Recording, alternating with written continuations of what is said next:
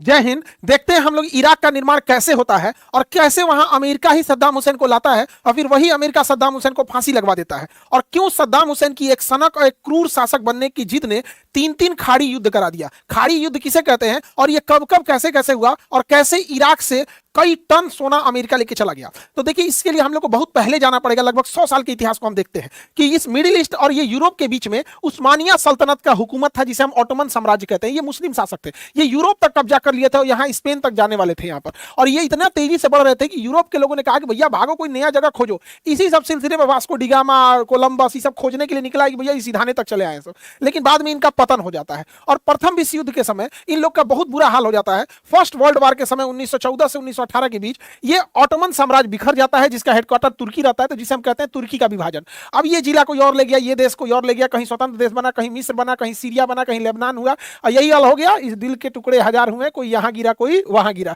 और इस तरह से इसके बिखराव से कई देशों का निर्माण हुआ और यहीं पर था मेसोपोटामिया। और यहां निर्माण होता है मेसोपोटामिया का, जिसे आज के समय हम इराक कहते हैं। तो तुर्की का जब विभाजन हुआ तो ब्रिटेन ने कहा कि ये वाला एरिया हम रखेंगे, तो इस इराक को ब्रिटेन अपने पास रख लेता है प्रथम विश्व युद्ध के बाद, और यहीं से मेसोपोटामिया से बनता है वहां पर इराक। लेकिन ब्रिटेन जो होता है 1932 में इराक को आजाद कर देता है। 1932 में इराक आजाद हो जाता है और 1932 से 1958 तक यानी 30 सालों तक इराक पर किसी चुनी हुई लोकतंत्र का सरकार नहीं रहता है, बल्कि वहां राजशाही आ जाती है, मोनार्की आ जाती है। और वहां शासक बनते हैं फैसल प्रथम 1933 में, गाजी प्रथम 33 से लेकर 39 तक, और उसके बाद अंतिम राजा होते हैं फैसल द्वितीय।